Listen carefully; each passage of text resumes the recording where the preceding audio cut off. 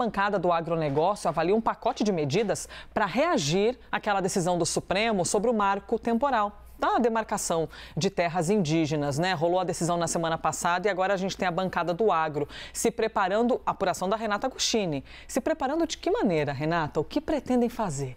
Pois é, vai ter uma reunião hoje, Elisa, justamente dos integrantes da Frente Parlamentar do Agronegócio, que é conhecido como a bancada do agro, né, a bancada do boi, para definir quais serão essas medidas. Mas veja, já tem uma série de ações que estão no radar. Elas envolvem desde obstruir votações até patrocinar, apoiar o avanço de uma proposta emenda à Constituição, uma PEC, que estava parada lá no Congresso desde 2016 e, veja, versa justamente sobre indenizações a ruralistas. Na prática, essa PEC ela alteraria as regras hoje vigentes quando há demarcação de terra, portanto, a retirada de terras de produtores rurais e vai encarecer essas demarcações, porque incluiria um cálculo mais favorável justamente aos produtores. Eles já estão prevendo também reuniões com tanto o presidente da Câmara, Arthur Lira, quanto o presidente do Senado, Rodrigo Pacheco, para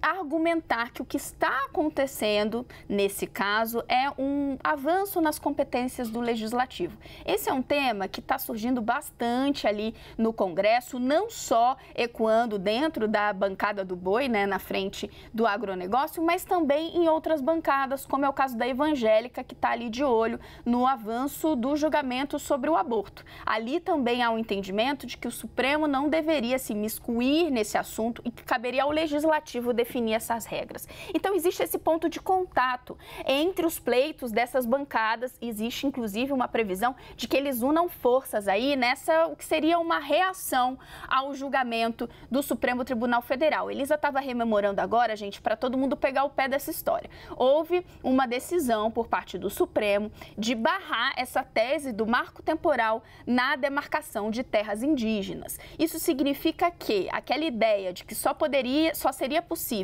demarcação de terras ocupadas a partir da Constituição de 88, isso caiu por terra. Isso desagrada aos ruralistas que entendem que sem esse marco, né, que seria o marco temporal, há uma insegurança jurídica. Por isso, eles vão se reunir hoje para traçar essas estratégias, estratégia essa que eles querem já colocar em prática nos próximos dias. Elisa. Vou trazer Larissa Rodrigues aqui para a conversa para poder te ouvir também sobre essas estratégias e essas discussões. Larissa, o que você tem observado por aí? No fim de semana, Elisa, já nesse passo para tentar dar uma resposta para o Supremo Tribunal Federal, que a Renata comentava, eu conversei com o pessoal da bancada da Bala e da bancada evangélica. De forma oficial, a bancada da Bala já se juntou à bancada do agro, explicando, argumentando que eles vão andar juntos para tentar dar resposta para o Supremo, pensando num futuro aí nessa questão do marco temporal. E ainda me disse o presidente da bancada da Bala ali no Congresso que há uma possibilidade da junção da bancada evangélica. O que isso significa? A bancada do agro é a maior bancada do Congresso Nacional. Se você junta a bancada da Bala, que também é muito grande, com a bancada evangélica, dá muito mais do que a metade dos parlamentares do Congresso. Então, uma resposta que chega em coro, que não vai só para o STF, que a gente estava explicando, mas que chega em especial lá para o Palácio do Planalto. Porque há essa ameaça de, olha, a gente pode barrar algumas votações aqui, alguma coisa pode acontecer. Mas, paralelamente a isso, é importante a gente destacar, trouxemos isso na sexta-feira, vamos relembrar hoje,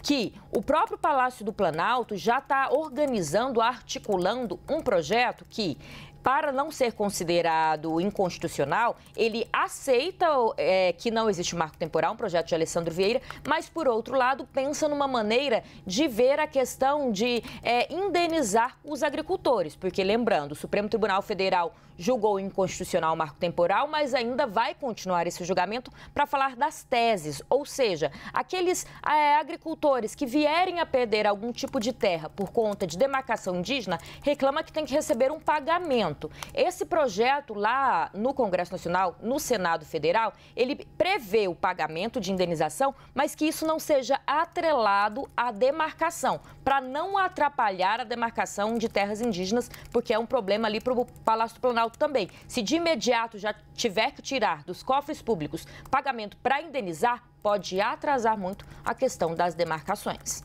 Larissa Rodrigues e Renata Agostini apurando e trazendo tudo fresquíssimo, hein? Naquele calor que a gente adora aqui. Ainda mais sendo segunda-feira de manhã, minha gente, gostamos desse ritmo danado.